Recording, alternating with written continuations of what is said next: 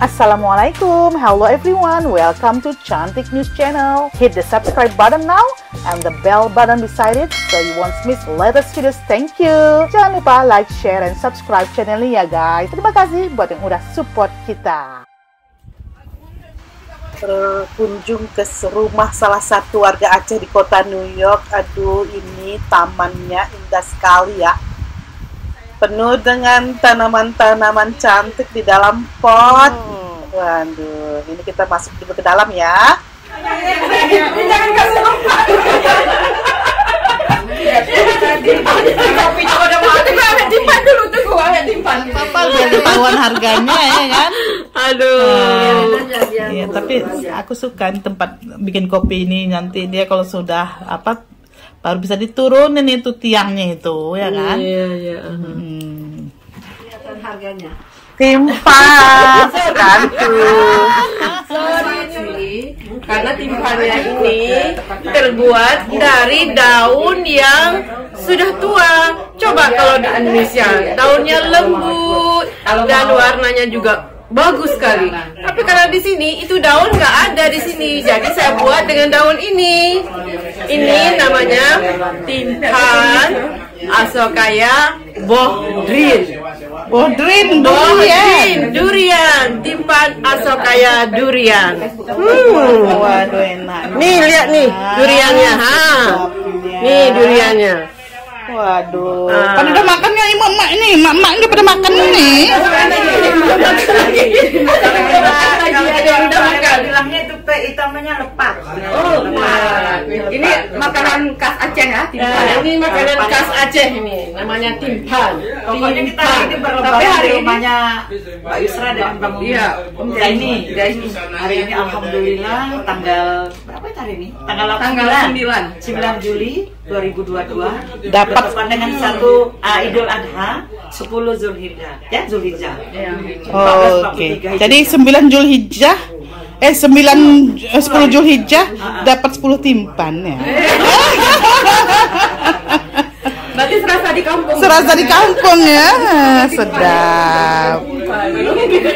Assalamualaikum Kak Yusra, apa kabar? Waalaikumsalam warahmatullahi wabarakatuh. Alhamdulillah, kabar baik di hari yang berbahagia ini. Alhamdulillah, ini Kak Yusra adalah salah satu warga Aceh yang ada di kota New York saat ini. Kebetulan hari ini hari raya Idul Adha 1443 Hijriah. Kita diundang ke rumah untuk mencoba timpan. Nah, sudah lama nih kita nih nggak makan timpan. Alhamdulillah ada es teler, terus ada kopi Aceh. So, kapan nih nyampe ke kota New York ini? Saya sampai ke kota New York tahun 1988. Dulu saya salah satu wanita yang yang kedua sampai ke New York. Ada satu juga orang Aceh. Kemudian saya dan ada beberapa suaminya orang Aceh dan istrinya orang bukan Aceh.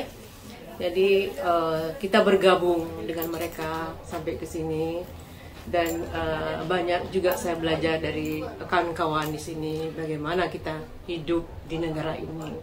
Jadi perempuan Aceh kedua yang nyampe ke kota New York Amerika ini. Langsung kota New York ini ya. Ke kota New York ini langsung ya. Memang tujuannya memang ke kota New York ini atau tadi rencananya ke kota lain atau memang orang ada saudara di sini atau gimana? Dulu saya memang dibawa oleh suami ke sini. Saya waktu suami pulang tahun 1986 saya kawin. Terus 87 saya melahirkan anak di Indonesia. Terus 88 saya dibawa ke sini sekalian dengan anak saya waktu itu umur 1 tahun. Dia itu birthday-nya di dalam pesawat. Wow. Itu Farah ya? Iya, Farah. Kebetulan nih Kak Yusrin anaknya 3 ya? 3. Saya punya 3 anak, 2 perempuan, 1 laki-laki. Ya. Siapa dia namanya? Namanya Farah, Nela, Asidikal, dan Farah juga sudah berkeluarga, punya anak 1 sekarang usia 11 tahun. namanya Laila. Ya. Yang dua belum kawin ya? Ya, belum kawin yang dua. Tapi udah kerja semua ya? Sudah kerja semua. Alhamdulillah, semuanya bagus-bagus kerjanya. Alhamdulillah. Jadi satu lahir di Indonesia, dua lahir di sini. Iya, dua lahir. Tapi udah semuanya warga negara Amerika dong ya? Sudah dua. Semuanya sudah warga negara Amerika. Acehnya di mana nih Kak Yusra? Saya berasal dari kota Loksmawe. Loksmawe. Bang Jani juga suami? Bang Jani? Iya, suami juga dari Loksmawe. Dari Loksmawe. Iya. Oke, langsung tembak langsung ke kota New York ya, langsung. Alhamdulillah, dan langsung jadi warga negara Amerika sekarang semuanya. Alhamdulillah. Juga ya. Tapi sering pulang ke Aceh ya? Dulu waktu masih ada almarhum orang tua saya pulang setiap 2 tahun sekali. Saya bawa anak-anak saya semua, 3-tiganya saya bawa. Biar dia tuh lebih kenal culture Aceh, lebih kenal bahasa Aceh, lebih kenal masakan Aceh.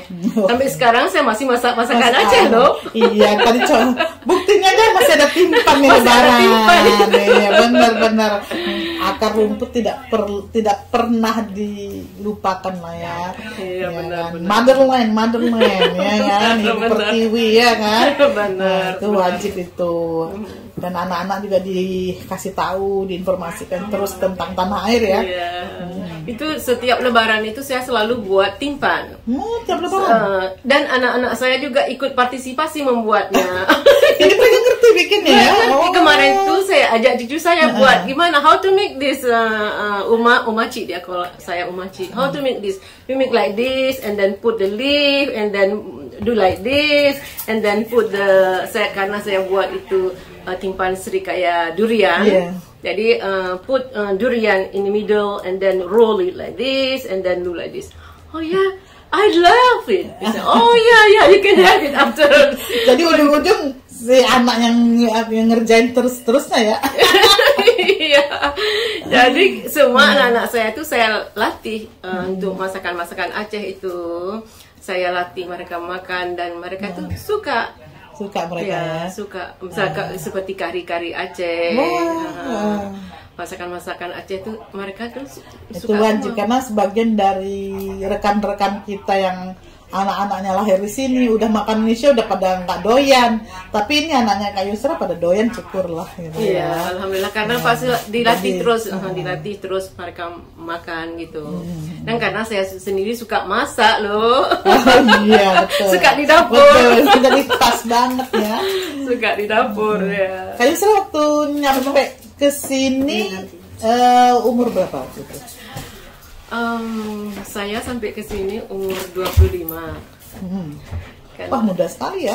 25 tahun, nggak muda juga. Saya 24 saya getting married, punya anak. 25 saya bawa ke sini sekalian anak juga birthday 1 tahun. Jadi alhamdulillah waktu saya di Indonesia saya guru di SMP Murah Mulia. Jadi itu ada kira-kira 7 atau 8 kilo dari kota Loksmawe. Masuk ke dalam jauh gitu. Kita naik Metro Mini. Ada Metro Mini di Aceh. Iya, jadi naik Metro Mini. Jadi setelah saya ngajar beberapa tahun, suami datang Minang dan saya mau. Tujuan saya karena kan saya kan nggak kenal dengan suami waktu pertama. Oh, dikenalkan, jadi dijodohkan. Nggak tahu saya for some reason saya mau karena saya tujuan saya I want to go to America. Yang penting masuk ke Amerika gitu ya. Yes, please. Jadi kalau orang Indonesia pulang Indonesia ngelamar tuh pasti saya laku langsungnya cepet gitu ya. Alhamdulillah. Saya waktu saya mengajar, saya ngambil cuti di luar tanggungan negara. Dikasih saya ngambil 2 tahun. Nggak tahunya. Nggak tahu kebablasan langsung dilanjut kalau dari warga negara sini ya. Iya. Terus sampai saya ke sini, saya juga volunteer. I do a lot of volunteer in New York City. I went to volunteer in library. Saya volunteer in the sekolah anak-anak. Saya volunteer in Amherst Hospital. I've been volunteer there too, in the Amherst Hospital. saya sambilan saya sekolah di LaGuardia Community College waktu itu, biar saya bisa ngelanjutkan gitu profesi saya karena kepingin mengajar di negeri ini, karena di sini kan harus master kalau kita mau mengajar kan. Saya cuma bachelor, dari Indonesia. Terus lanjut S2-nya di sini. Terus waktu saya mau mengajar, saya dulu juga aktif juga di masjid. Di Saturday School, saya lama itu waktu ngajar di Saturday School juga di masjid. Oke. Jadi profesi guru tuh diteruskan lah ya, jangan sampai lupa gitu ya. Yang udah cinta sama profesi itu, jadi sampai di kota New York juga jadi guru ya. Iya.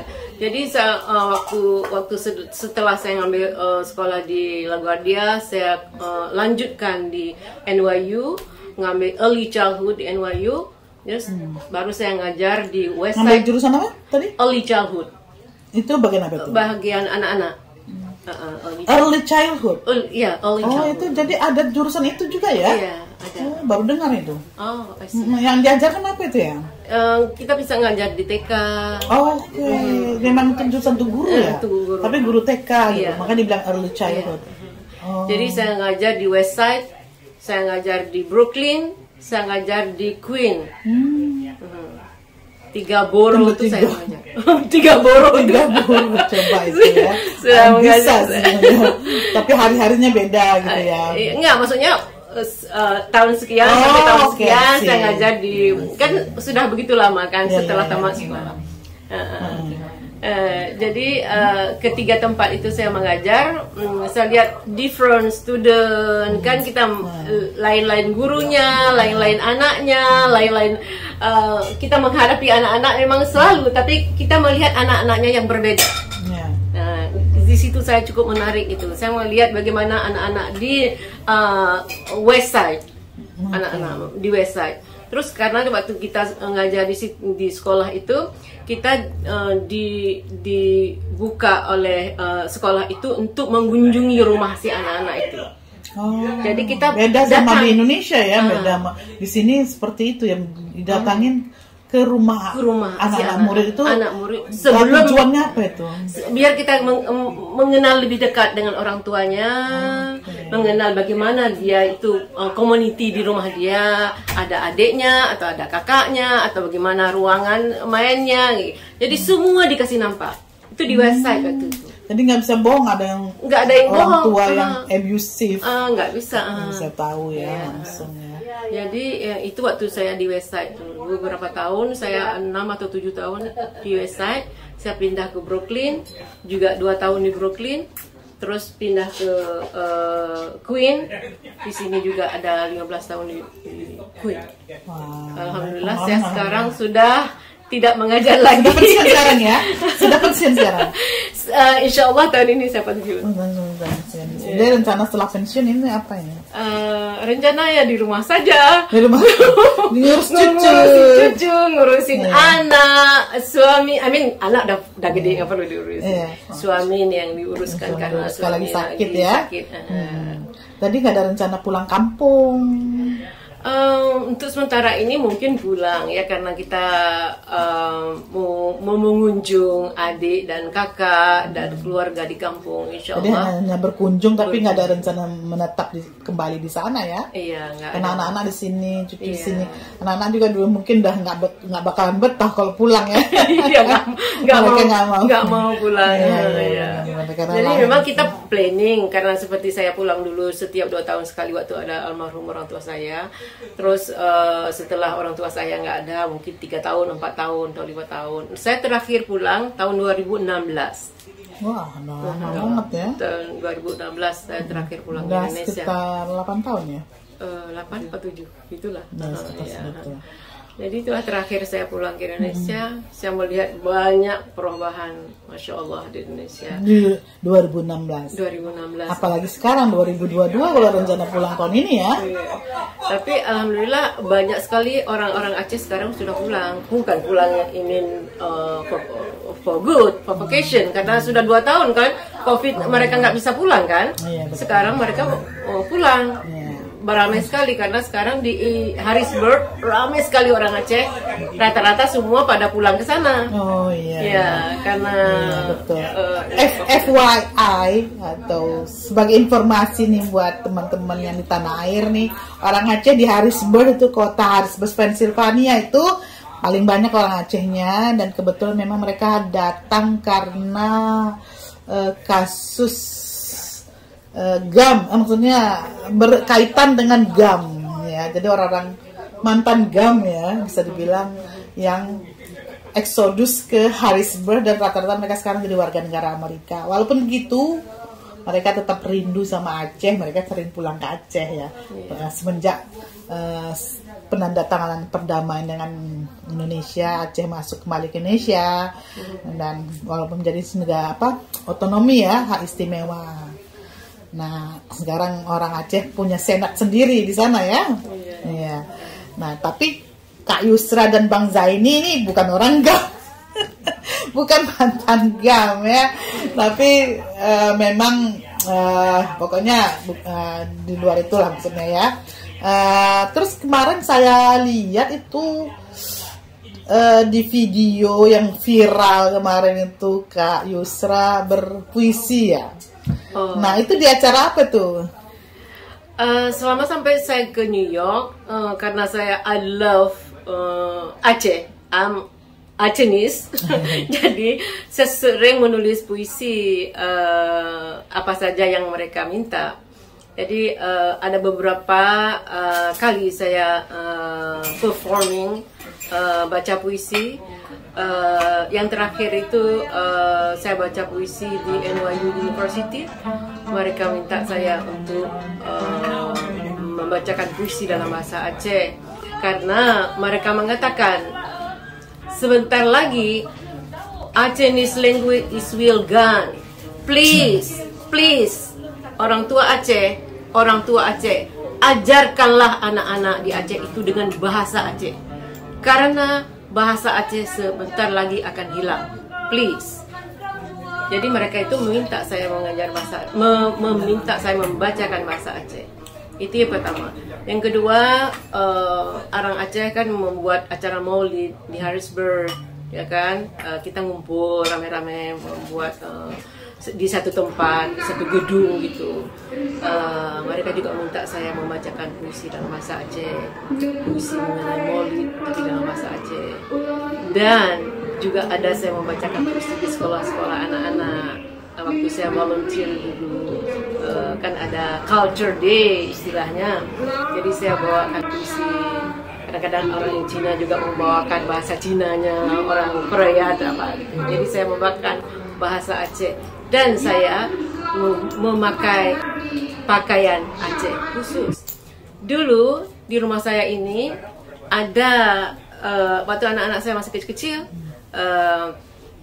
ada grup tarian Aceh namanya Cut Dara Cida. Sedap. Cut Dara Cida. Cut Dara Cida. These beautiful ladies. Oke. Jadi ada grup itu di latihan di sini. Latihan di sini. Jadi mereka pakaian saya lengkap pakaian anak-anak itu ada 10. Waduh, masih sampai sekarang?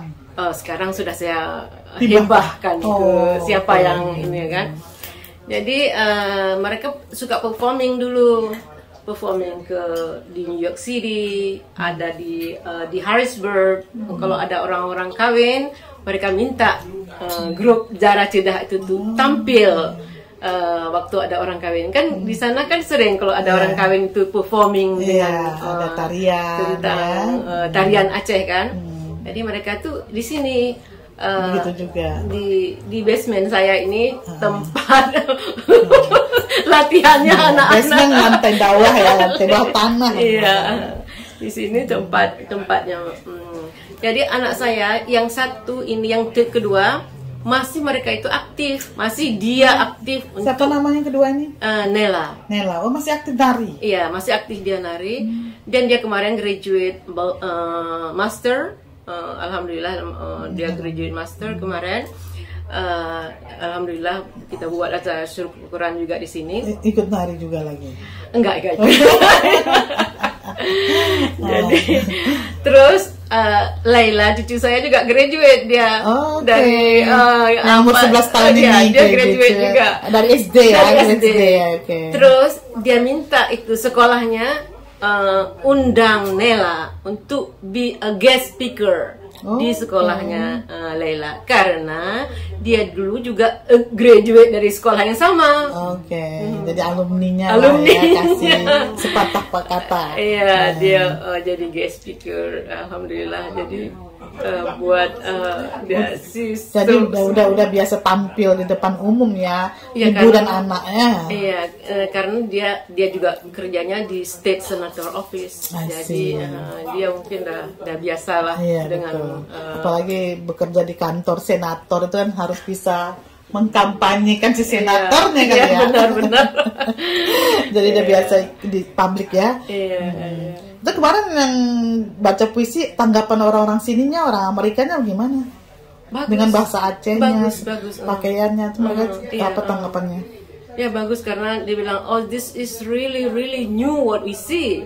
We never see this here before. Dia bilang, oh ya, dan banyak yang minta tanda tangan, kan? Banyak yang tanda tangan. Iya, dari selebriti. Jadi selebriti sehari.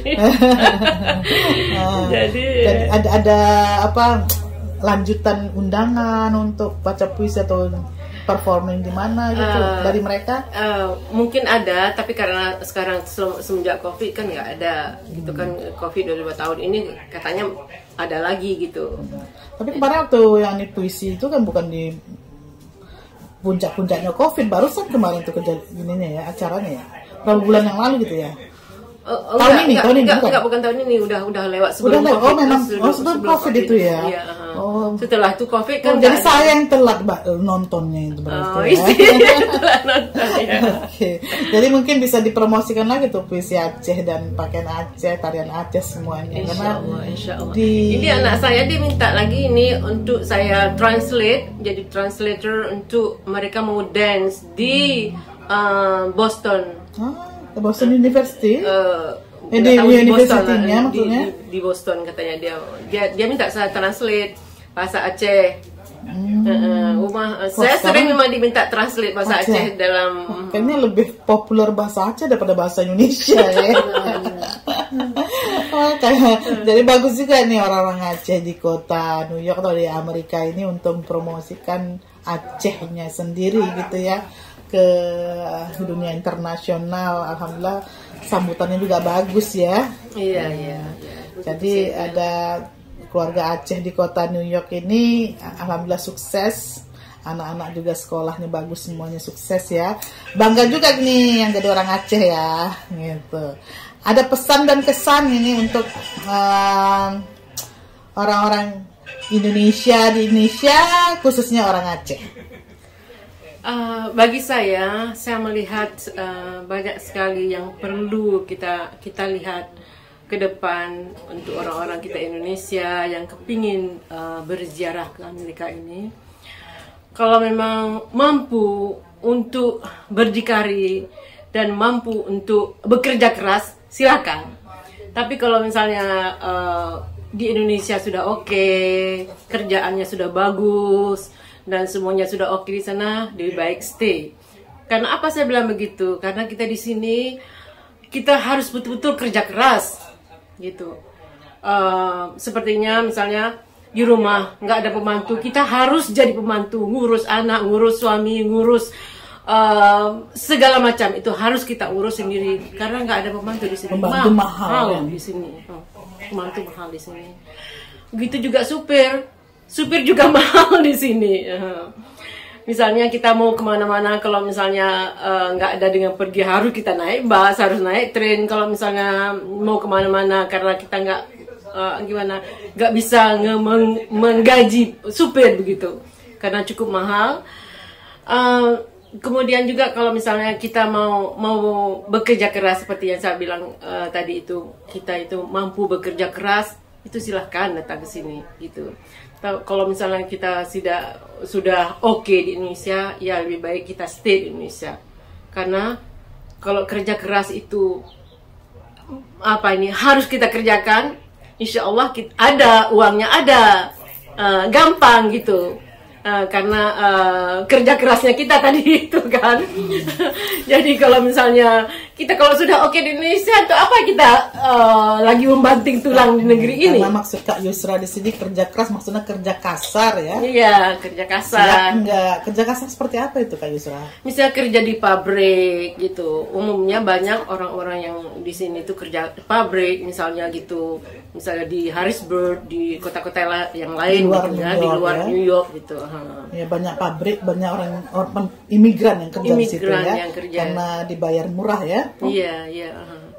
Beda dengan warga negara Amerika per jamnya beda sama imigran. Iya, iya. Beda. Jadi pesan saya untuk orang-orang Indonesia, kalau khususnya orang perempuan, kalau memang tinggal di New York City ini memang enak. Kalau kita punya ide dan punya komitmen untuk kerja keras, itu yang pertama. Karena kalau apalagi punya skill, kalau kita bisa berbahasa Inggris dengan baik dan lancar, karena kalau mau cari kerjaan di sini dengan bahasa Inggris tentunya kita harus bisa berbahasa yang fasih untuk mencari kerjaan ini yang saya bilang di kantor-kantor. Kalau misalnya kerja biasa memang banyak, karena kadang-kadang orang baru sampai hari ini, besok langsung bisa kerja asal betul-betul aktif dan kreatif dan mau bekerja keras.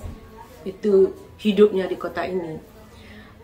Seperti saya dulu waktu sampai di sini, waktu saya dibawa oleh suami, saya sebagai ibu rumah tangga mempunyai anak waktu itu satu, kemudian satu persatu anaknya lahir, saya bisa karena dulu guru bahasa Inggris di sekolah, tapi begitu juga waktu saya sampai ke sini saya harus sekolah lagi, saya harus belajar, saya harus bekerja keras untuk membimbing anak-anak saya.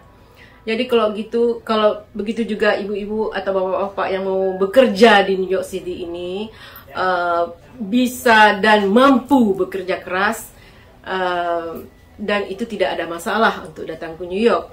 Tapi kalau mau seperti kita hidup di Indonesia, nyantai di kedai kopi pagi sampai malam, minum kopi terus, dan itu mungkin tidak bagus untuk datang ke New York, karena di sini hidup cukup keras, baik itu perempuan maupun yang laki-laki. Kalau misalnya mau bekerja seperti kerja keras, itu juga banyak di sini. Itu banyak sekali. Itu juga asal kita mampu. Asal kita mampu dan kita mau. Banyak itu kerjaan keras di sini. Dan banyak juga teman-teman kita yang bekerja di sini seperti itu. Jadi hanya itu yang saya sampaikan untuk orang-orang Indonesia, dan untuk orang-orang Aceh khususnya ini, untuk perempuan-perempuan Aceh, please ibu-ibu dan bapak-bapak, ajarinlah anak-anak untuk berbahasa Aceh. Itu adalah faktor utama kita berbahasa. Berbahasa Aceh itu tidak melihat kita adanya di mana. Saya sekarang di New York City sudah lebih daripada 35 tahun di sini. Terus waktu saya datang, karena nggak ada orang Aceh dulu, ada cuma satu dan saya yang keduanya orang perempuan, dan orang laki-laki banyak. Ada ini nggak banyak, ada beberapa. Jadi saya selalu ngomong dengan suami saya, Bapak Muhammad Zaini, selalu dalam bahasa Aceh. Jadi anak-anak saya itu bisa dia bahasa Aceh, ya, karena saya selalu berbahasa Aceh.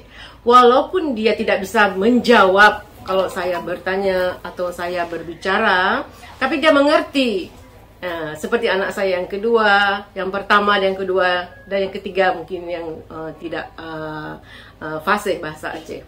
Karena misalnya kita mau berbicara rahasia, kita bisa berbicara bahasa Aceh karena orang lain tidak mengerti. Begitu juga misalnya mau kita mengajak kita bisa berkata dalam bahasa Aceh. Dan di sana saya melihat anak-anak sepupu saya banyak sekali yang tidak bisa bahasa Aceh. Banyak sekali yang tidak bisa bahasa Aceh. Dan cucu-cucu kakak-kakak saya, cucu-cucu adik-adik saya, semuanya berbahasa Indonesia. Bukannya tidak boleh berbahasa Indonesia, tapi kalau ada orang menjawab, kan kalau nggak bisa kita jawab, kalau ada orang yang bertanya kita nggak bisa menjawab dalam bahasa kita sendiri, bagaimana?